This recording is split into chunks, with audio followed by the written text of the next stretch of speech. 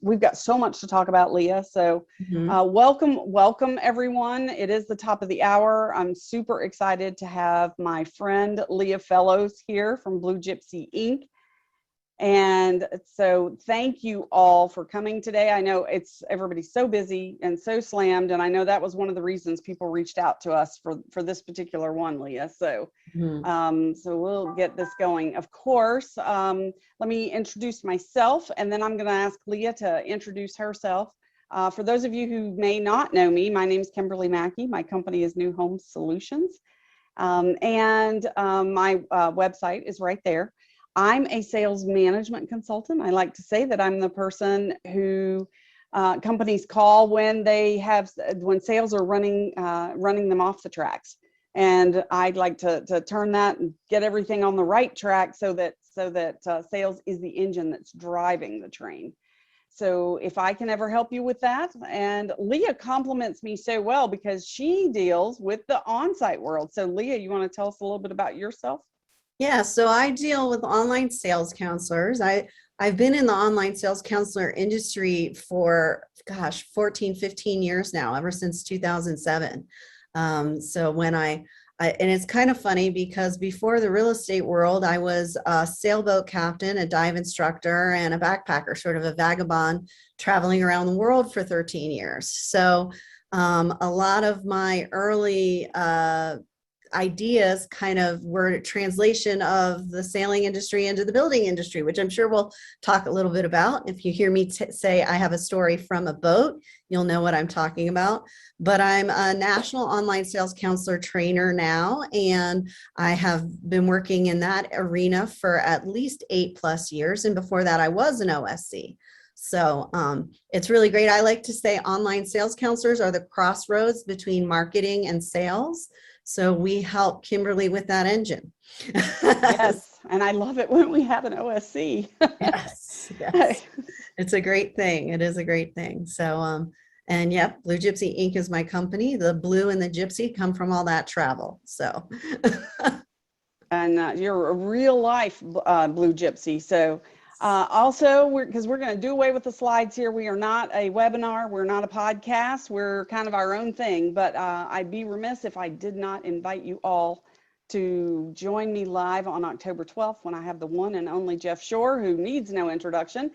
And we are going to be talking about through the buyer's eyes, and my favorite topic of making it about the customer and that customer experience. So very excited about that. That is going to be on at noon Eastern time on October 12th. So I hope that you can join me. And with that, I'm going to stop sharing my screen so I can actually focus and look at you, my dear friend. So let's talk about abundance and what is an abundance mentality? I mean, maybe we should just start there.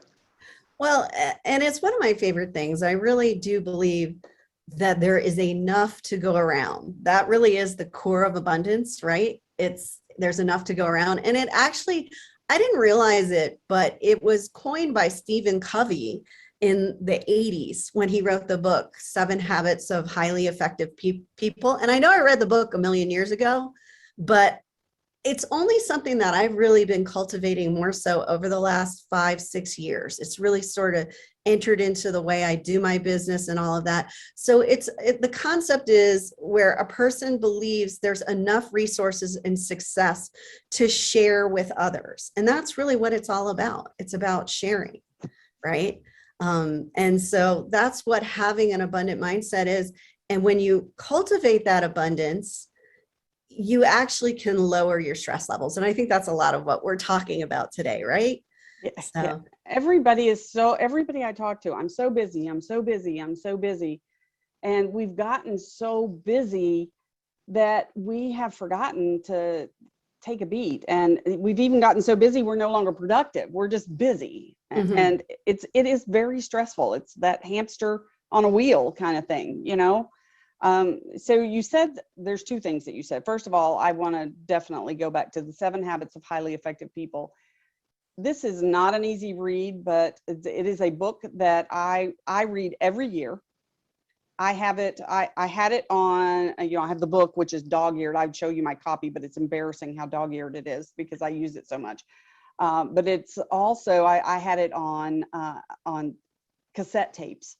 Cassettes. I No, love it. okay, so that's how old I am, right? So I had it on cassette tape. Some people on here don't know what a cassette They don't is. even know what that Like, is, right? no, Those were those no. things that you took a pencil and you had to, when Yeah. they would get all out of whack. So If it was then an I had it- 8-track, they'd be in real trouble. yes, and then I had CDs of it, right? And so, and of course now I have it in my Audible collection, so it's something that I can just pop up at any moment.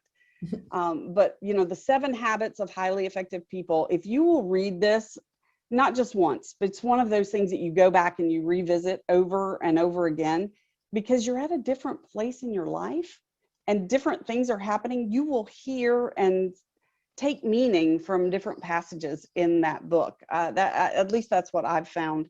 And it really has changed me. It's changed the way that I think, I do business.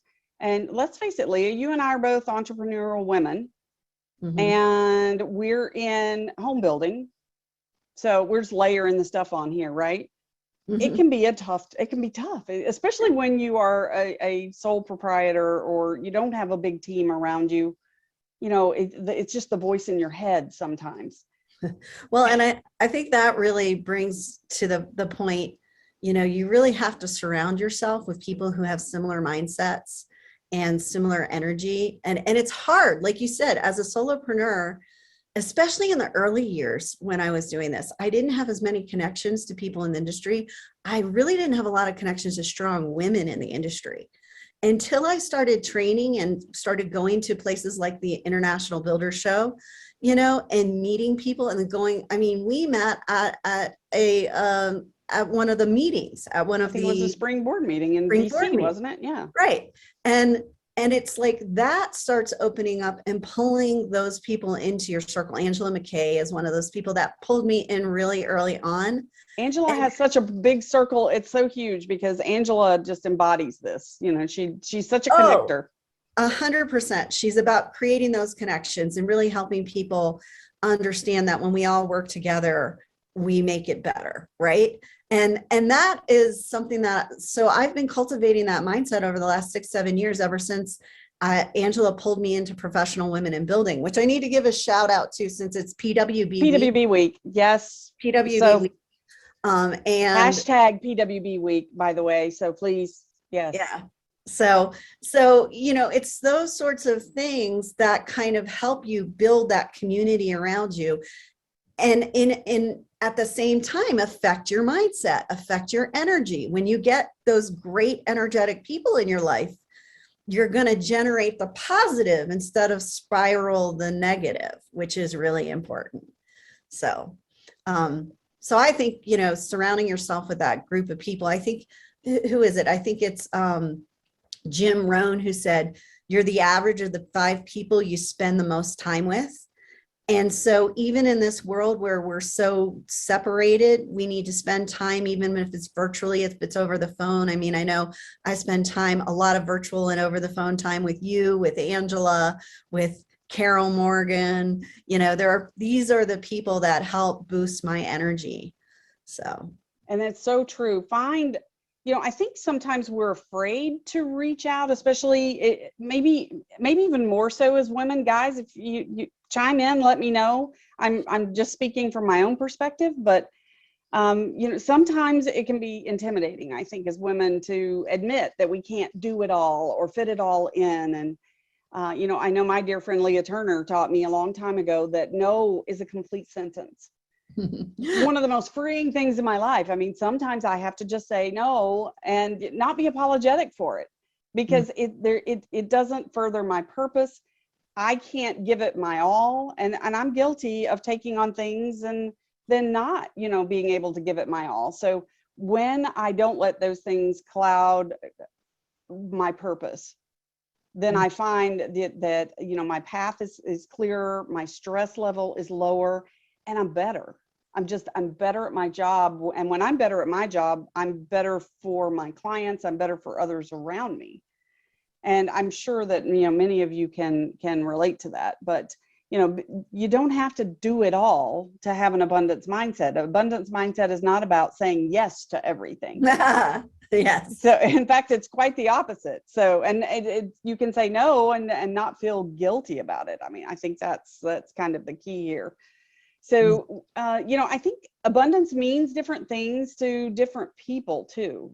I mean, some people think of it as, okay, we're just going to sit around, we're going to do yoga and we're going to meditate and, we'll have our essential oils. Cause I know, and that's having an abundant, it's some sort of, a gypsy thing, it's not something that everyday business people do. And in fact, those who are most successful that I've seen, especially the ones in leadership roles, do truly have that abundance mentality, because they want to they're the ones that people want to follow. They're kind of the Pied Pipers, right? People want to be around them and want to help them and insert themselves into their world.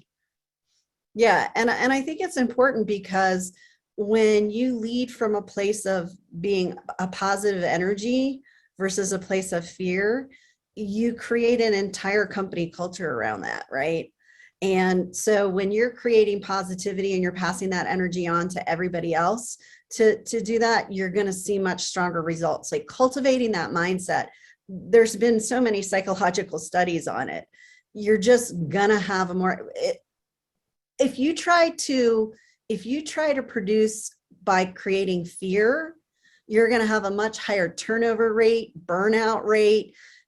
People are going to leave, which is costly. That's very expensive. It's very expensive. And to keep training and to keep rehiring and then you're on a constant treadmill and you're not caring about the people. You're treating them like paper cups you can throw away, right? Versus really investing in that positive energy as a leader and creating a positive environment and a mindset of abundance. So, cultivating that mindset. So yes, it's different. And one of the important things about that difference, how different people see it differently, is comparison is the thief of joy, right?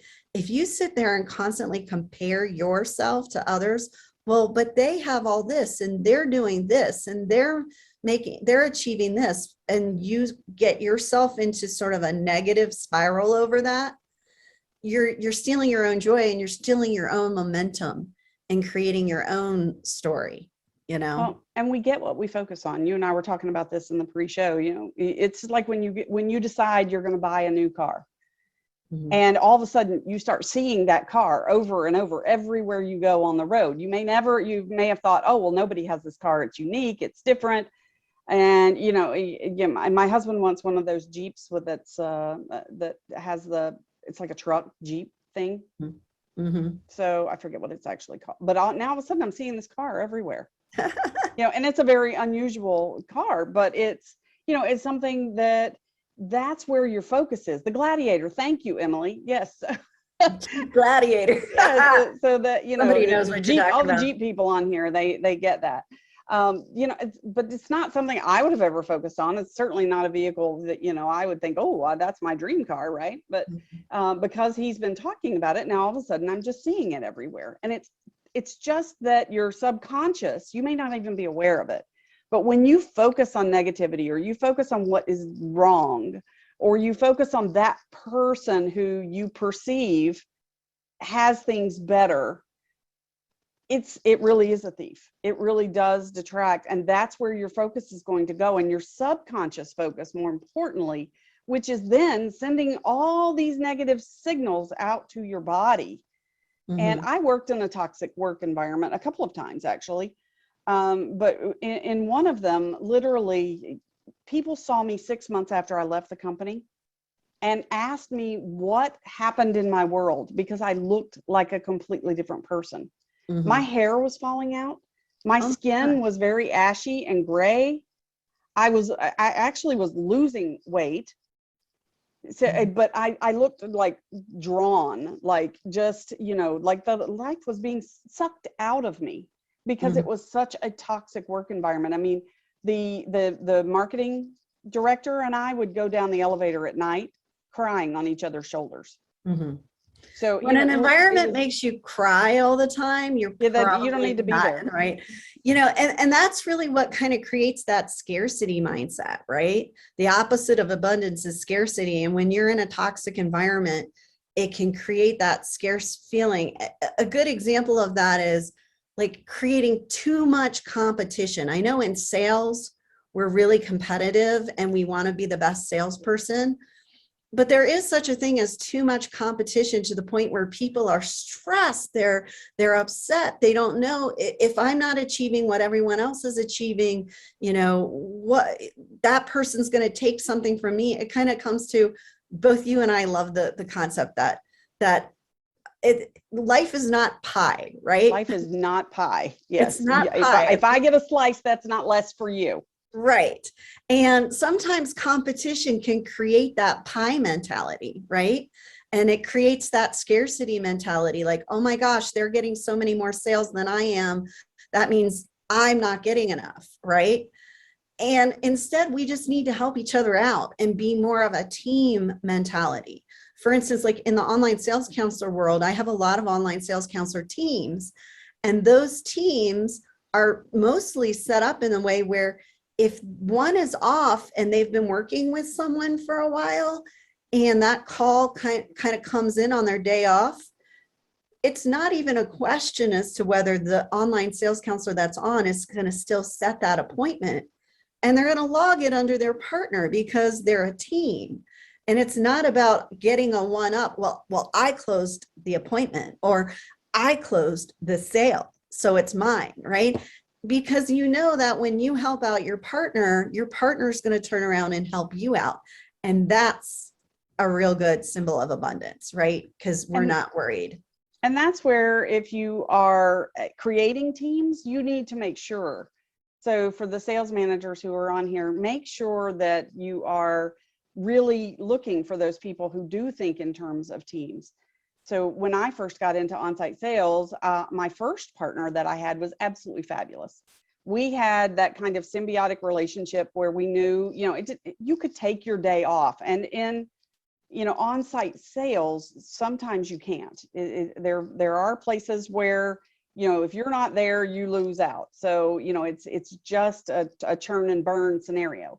But I had this really great partner who was my first partner when I was in on-site sales, and we just took care of each other. And she wrote sales for me, I wrote sales for her. And, you know, it was nice because you didn't have to worry. And she'd call me and said, what do you want me to do? You know, we were always in good communication with each other regardless. And we communicated. That's another thing that's so important. I think just communicate those values. And I said, you know, I told her when she first came in, I said, I'd really love to be able to take 2 days off. Haven't been able to do that in a few months because I've been carrying this community by myself. I'm happy you're here. That was the other thing that I had to do. I'm happy you're here. And we figured out a plan so that we could work together. So it created the win-win, which is another thing that Dr. Covey tells us in the 7 habits, is to try to find the win-win in the scenario. And it really did make a big difference. So if you sit down and you talk to your partners and your teammates and you figure out, how can I help you and how can you help me? It's amazing versus worrying about what they're doing when you're not there. It's just it's a completely, and stuff is still going to happen. Stuff is always going to happen. So it's how you deal with it. Oh, definitely. It's how you deal with it. I mean, I have a great online sales counselor team where they're both very experienced and we're adding a third person to it. But one of them came from an environment where he was an online sales counselor elsewhere that was really competitive and really, in a lot of ways, toxic. And so he almost had a detox when he came into this team, right? And he found this great, you know, win-win situation, just like you said, you know, where it was a very team mentality. They get along so well that now adding a third OSC to the team, you know, we are really looking at bringing the online sales counselors in on the interviews so that we make sure it's a good team match all the way around. And I've done that before when we're growing teams where the online sales counselors are in on the interview process. We're not just throwing in someone who might be completely discordant in the way they do things. Right. With Well, someone. people buy into a world they help create. Exactly. And so that's creating abundance right there. And not feeling like you as leadership have all the answers and I'm going to hire people and just throw them here and here and here and everybody's going to get along. Like, let's make personality matches. Let's make sure. And sometimes you find someone who has some strengths that complements someone else who has different strengths, so that when you put that team together, they all work well together. So again, that's kind of, we did that, right? We did that with a client. I was working with a client that I quickly realized didn't need my skill set. They needed your skill set. And so I brought you in and started slowly backing off. And I remember you were concerned. You're like, I don't want to steal your client. And I'm like, Kimberly, you're not stealing my client. We're doing what's best for the client. And that means bringing you in and giving you a larger role. And I will take some steps backwards until I'm really needed, so because you really have to have that strong sales team. And if you don't have enough leads and enough lead generation for that strong OSC yet, then it doesn't make sense. Yeah, sales in place, right? So it's kind of cart before the horse scenario. Exactly. So let's talk about purpose too. So regardless of your role, what company you're with or what position you're in, you have to know what your purpose is, your individual purpose. And that is true, I think, not only with your job, your career, your goals, but I think it's also true in your personal life. We have different purposes in life. And how do they come together? Mm-hmm. For me, I think this is true actually of both of us. So, which is probably one of the reasons we get along so well. For me, it's what you see is what you get. I mean, this is who I am. This is what I don't have the energy to be somebody else part of the time, and then be this person and then be that person. And, so whether I'm my kid's mom or, and go into the swim meets or the lacrosse games, or, whether I'm speaking on a stage with 500 people, or I'm doing this, or I'm, just in my everyday business and my family, this is who I am. Mm-hmm. Do I have my moments? Of course I have my moments. We all have our moments, right? Frustration builds up. We're human beings. But when you know your purpose, you can have the frustration. You can go, oh, this is just, and you're going to express it differently. And maybe you need that sounding board, but then you can refocus what you're doing and move right back onto your path when that purpose is so clearly defined. Yeah. And that's not something you do in 5 minutes. This is not just, I decide this is my purpose, right?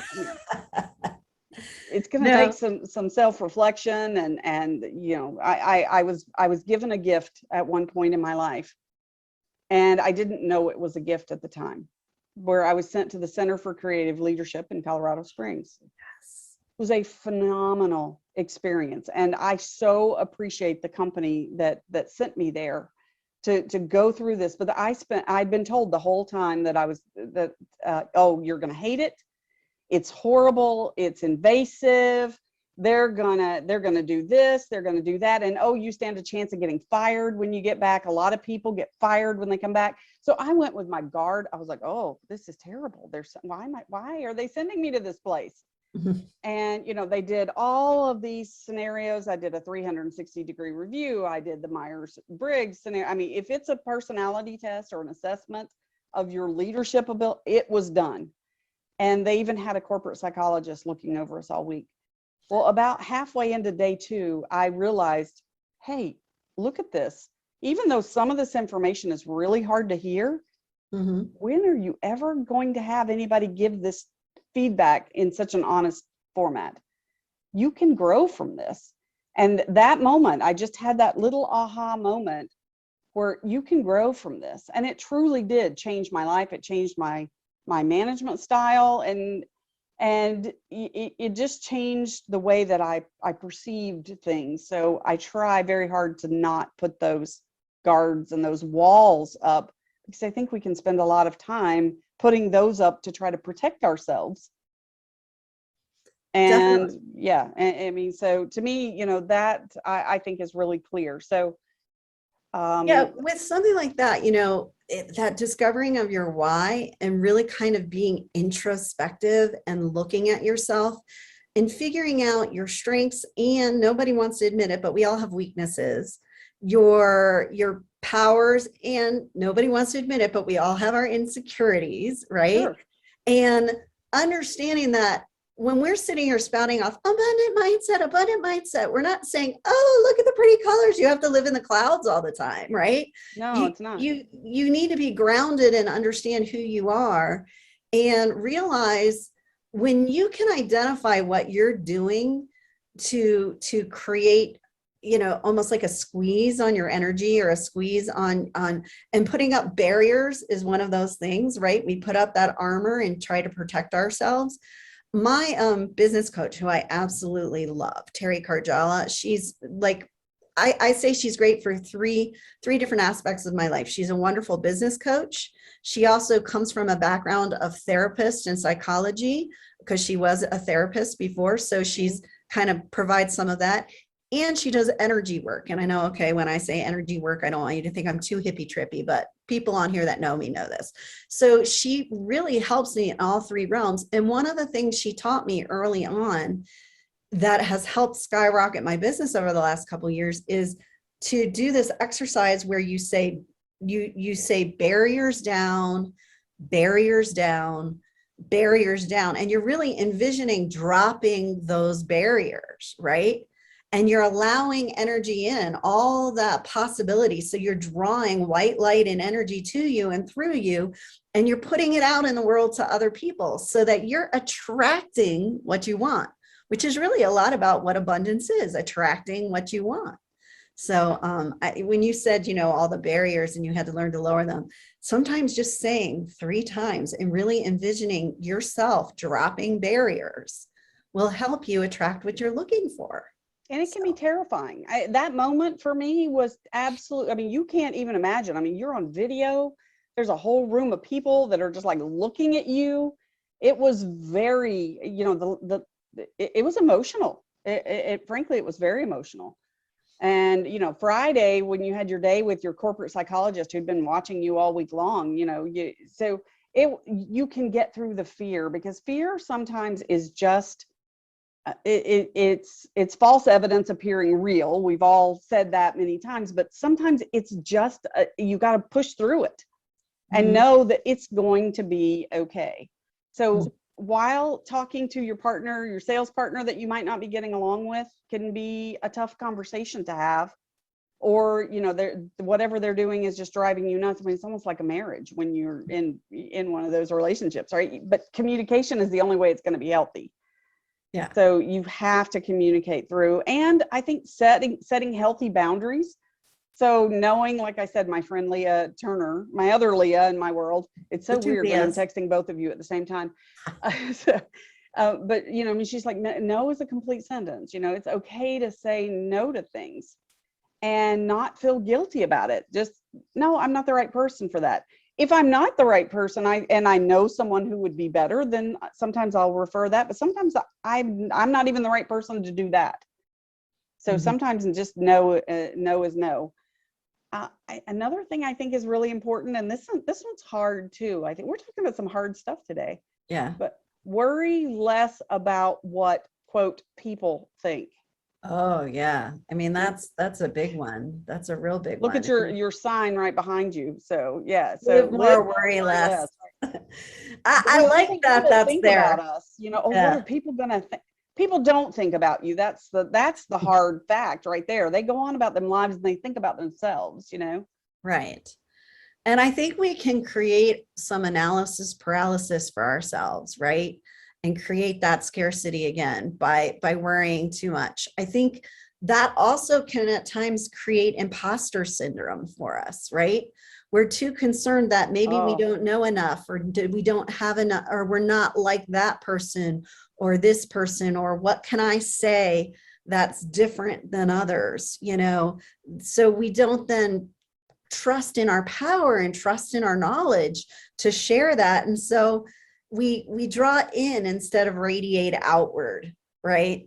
And that's when we think and care too much about what other people think, and so getting away from doing that, again, you got to be so self-aware. Being aware of what you're doing when you're doing it will help you get, we have natural ups and downs that swing up and down in life anyway, but the key is trying to get up from that bottom quicker, right? And not having it go that you're down, down, down, right? But how do you climb back up again out of that hole?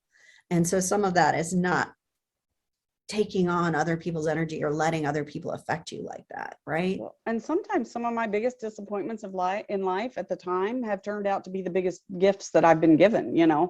I mean, getting that job I did, and now it was months later, so it wasn't related to going to this, but there was a restructure. There was a corporate restructure, and our department had to be completely shuffled around. They were bringing in a guy from another division, and so they let us all go. And after the week before, I had been called into the division president's office, and they said, Kimberly, you're the reason that we made the money that we made.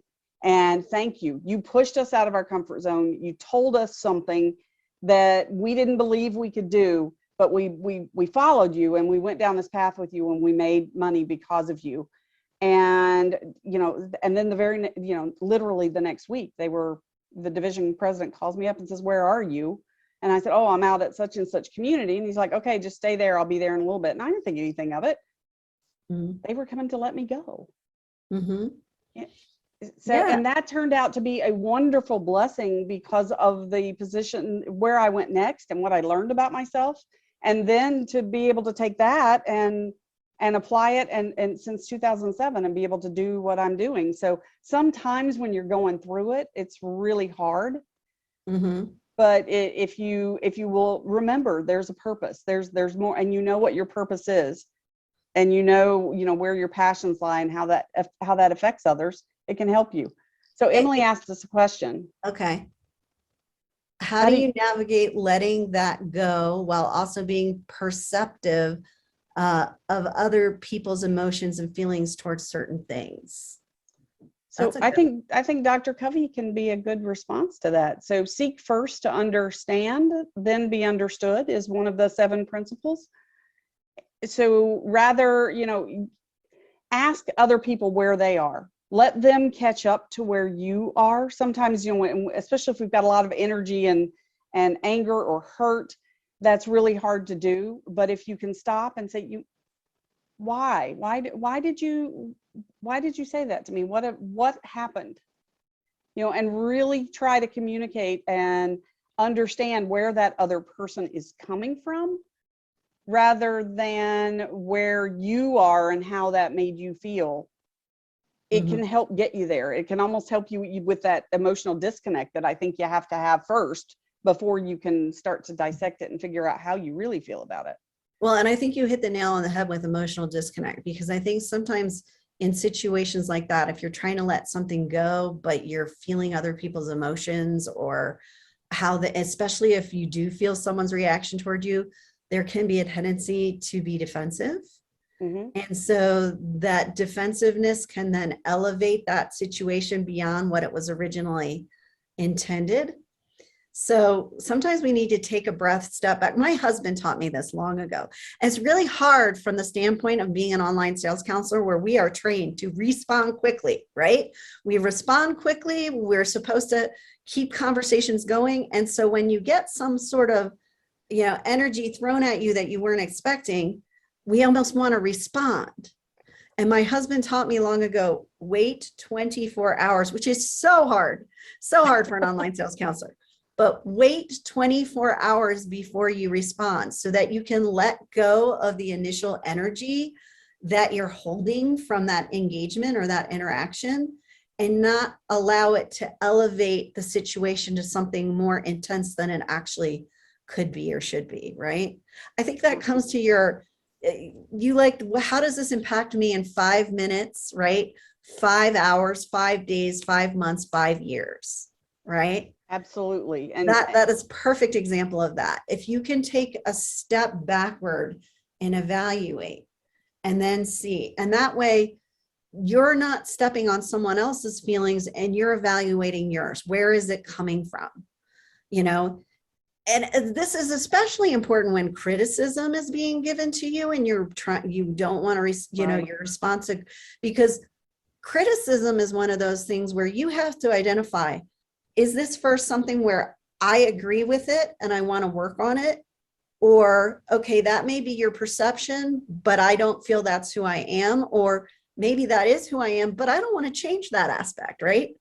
Like some people might think I'm too direct or too, firm. It's who I am. I'm not going to change that.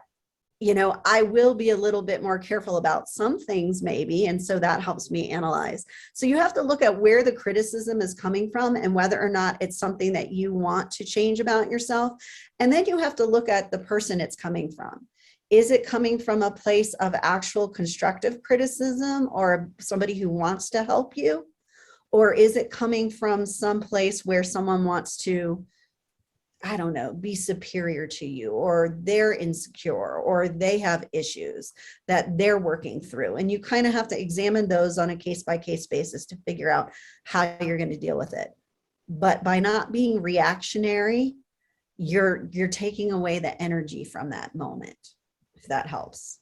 Hopefully. And just change. Sometimes it's as simple as just changing your space. So, I train realtors how to work with builders, and the realtors sometimes get very emotional, right? When they're negotiating with us. And, I'll say, if you feel that, if you start to feel that energy building up, just even suggest, why don't we go into the kitchen and just get some water? Just change the space even can help you to give you that moment that you need to go, okay, I can do this. And separate yourself from that. And again, that's changing that energy. I know we don't want to get too new age on people, but yeah, but it definitely does. I think when you know your path and you know your course and you've had some of that introspection, reading can help you with that. If you're reading a lot of books and you're reading some self-help books, I don't recommend doing that all the time because I think there can be too much introspection.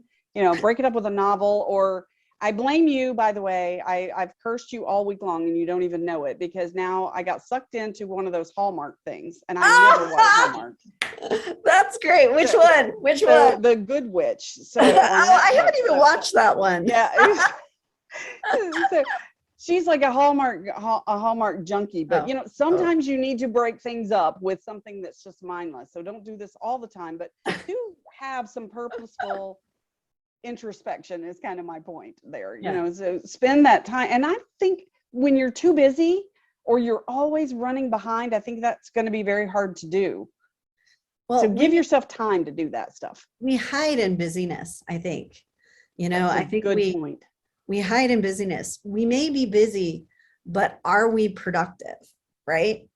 And so we have to start really quantifying what are we trying to achieve and accomplish, and how can we trim down that busyness? I mean, in the building world, in the sales world, sometimes we're so busy because we haven't taken advantage of all the tools we have in our toolbox, right? We have so much we could possibly automate or offload, so that we can focus on where we really need. Like sales agents can focus their energy and attention by really allowing OSCs to do their job and cultivate those leads, right? And grow those leads. But a lot of times in the building industry, especially when I'm starting up a new online sales counselor program, I see this feeling of not wanting to let go of something, right?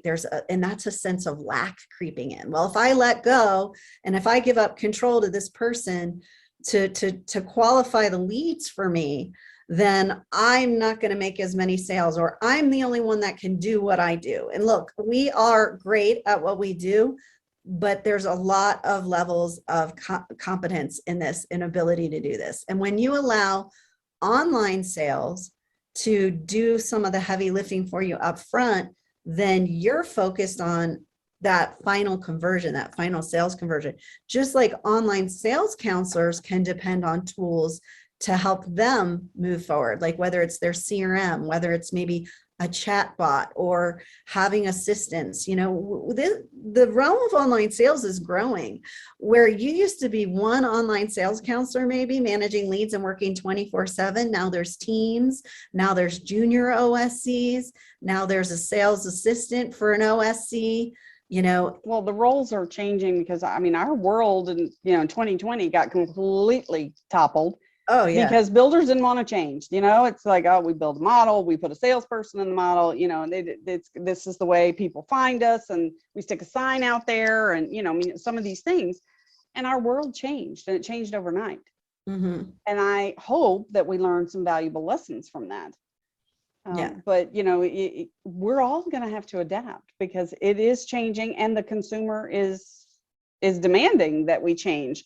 But that change is causing some stress.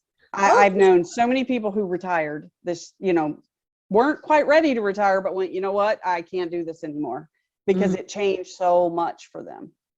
Oh yeah. And that's the real big thing is like, as technology continues to advance, we have to stay on top of it because it will advance with or without you. Right. Yeah. Oh, it's and happening.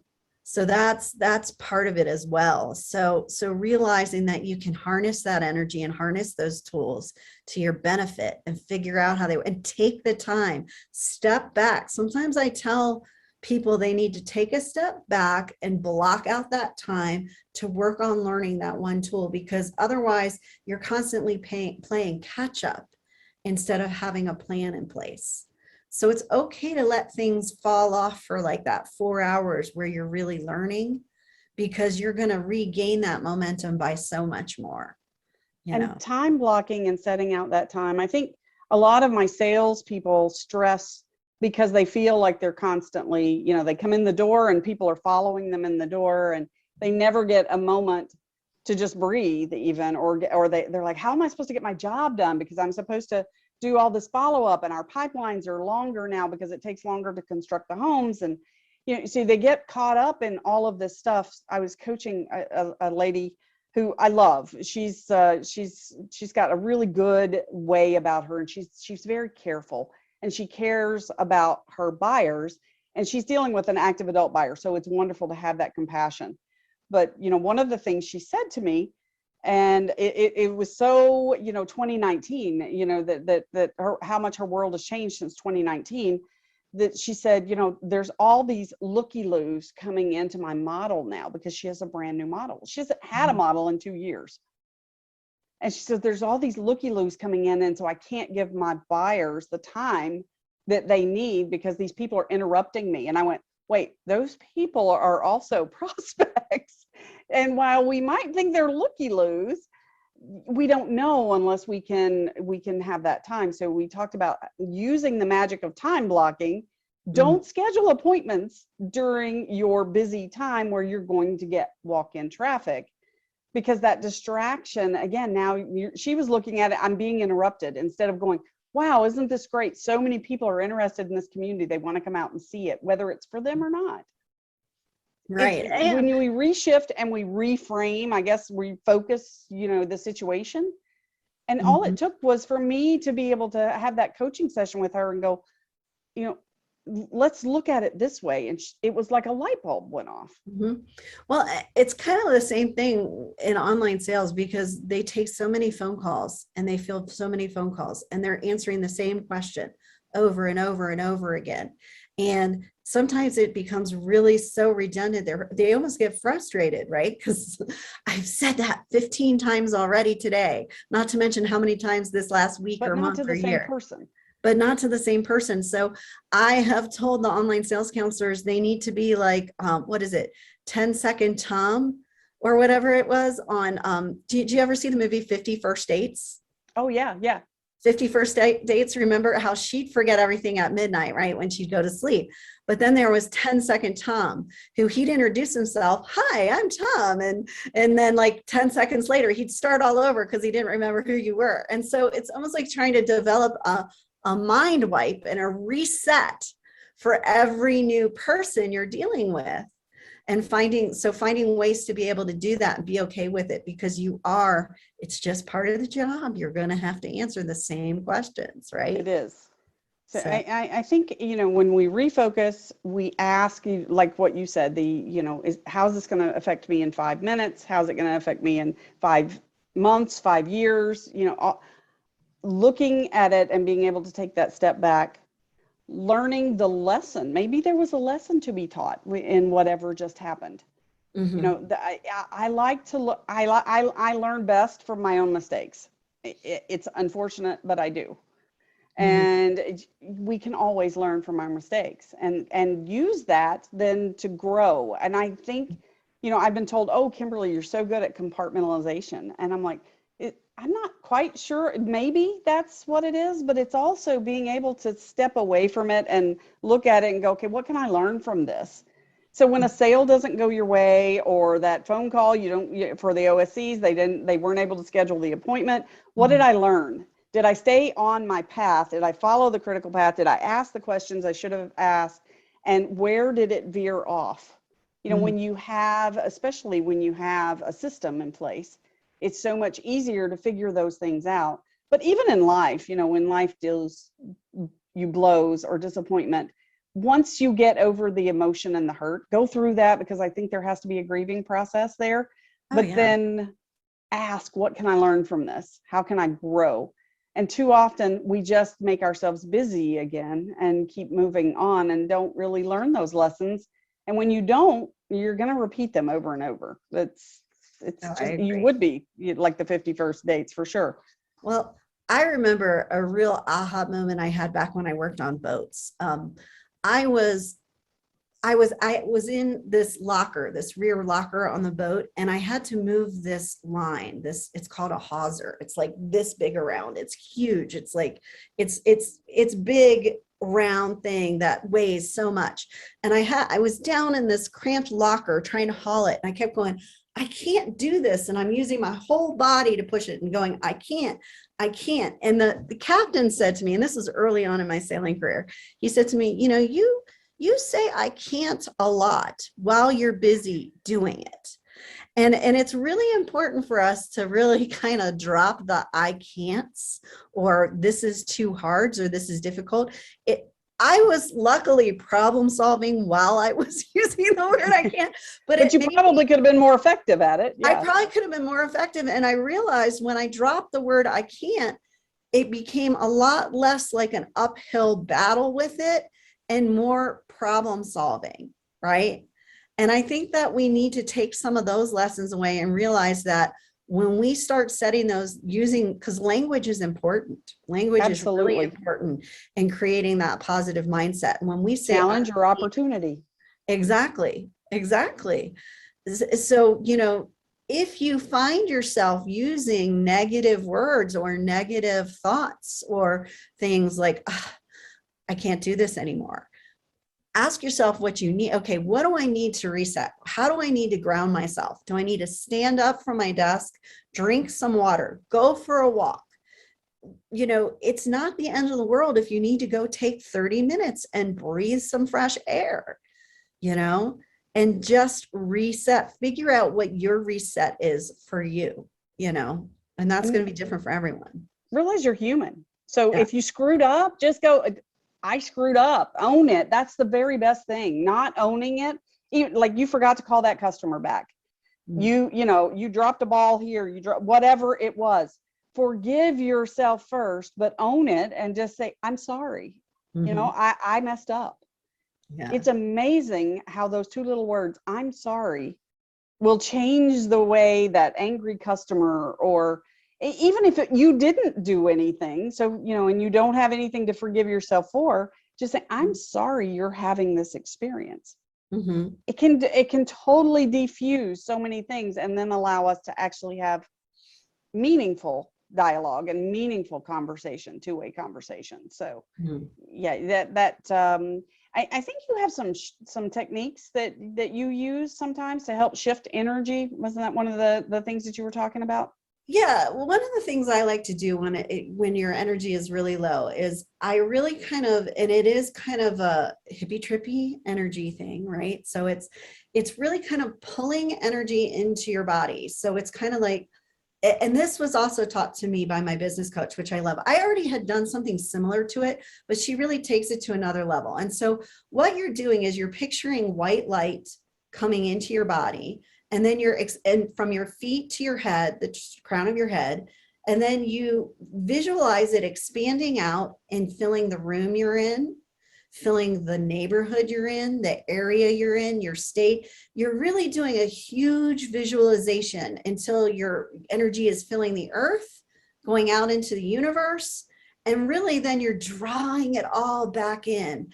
And one of the lines that Terry likes to say is to you and through you. I'm going to pull in all that positive energy to me and through me. And also, if you're really, like, say you're feeling like you're low on leads, or you're not, or you want to see a more positive outcome with some people, envision that energy and that light engulfing those people, and pull that energy through them and fill them up with that positive energy and pull it to you. And I tell you what, every time I would go into her office and we do some of these exercises together, I'd get in my car and my phone would ring and I'd have all these cool possibilities. It might be an old client wanting to come back, someone new, some opportunity. And so you're pulling this energy into you without a sense of directing it, like, gosh, I need to have this, or I want to have this. It's just pulling positive light and energy through you, and it resets you and helps you draw in everything that you're looking for and pulling in that abundance, right? Yeah, absolutely. I love that. And when you can visualize, and if pulling light towards you is something you're like, okay, can't, no. Yeah. Dr. Covey tells us to begin with the end in mind. And so start there. What does this look like? Project what your purpose looks like. Project what are the benefits that you're going to gain. I'm trying to start a whole new thing that I'm going to be doing for realtors, and I've had to learn new software, so many different ways of doing something that I have been doing for years. So reframing, repurposing stuff that I have that's almost harder than creating from scratch, because I've been doing it that way for a long time. And now I need to make it work in another way. And I was putting all of these artificial deadlines on myself, and they were purely self-imposed. But I let them go. And I said, look, here's the steps. And every step is going to get me here. And I could visualize what this looks like when I launch.